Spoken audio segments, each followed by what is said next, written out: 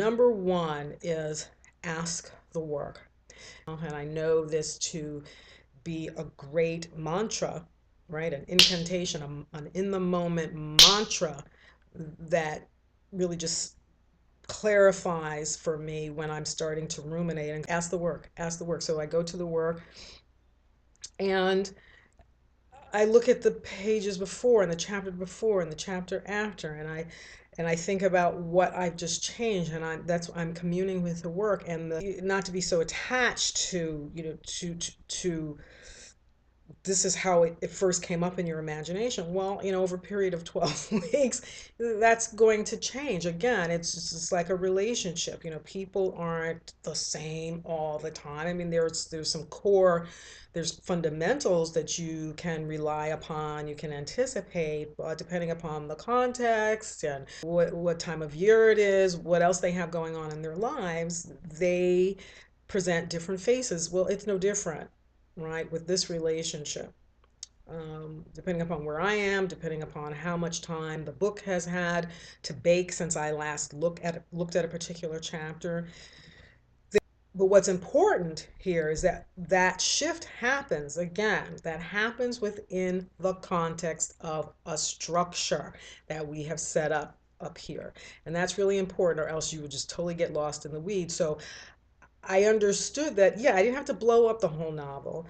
What I needed to do was understand that now Edgar's behavior changes. And when in any relationship, when the behavior changes, then the behavior of the other people engaged in that relationship with that character in real life as in fiction changes.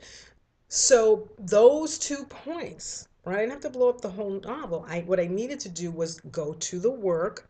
And as I went back into this part of my funnel, I said, okay, so I played with that idea. Well, and I made some incredible discoveries. One, I literally went chapter by chapter. Edgar doesn't know this anymore.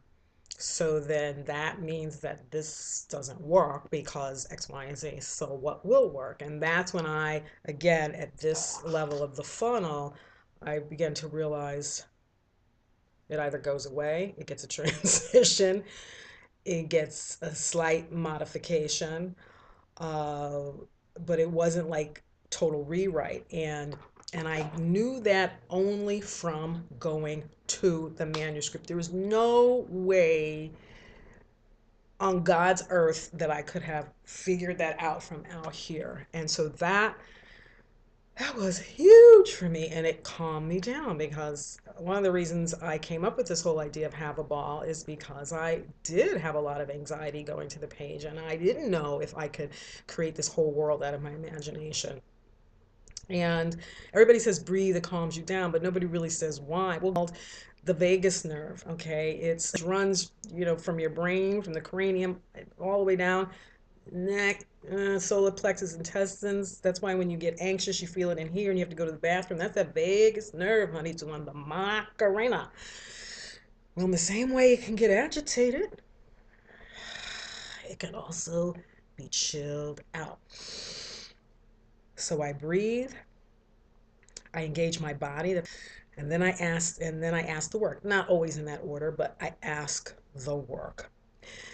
That's been huge.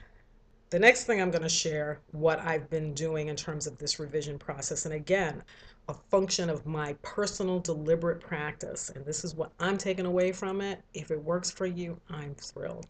See you soon.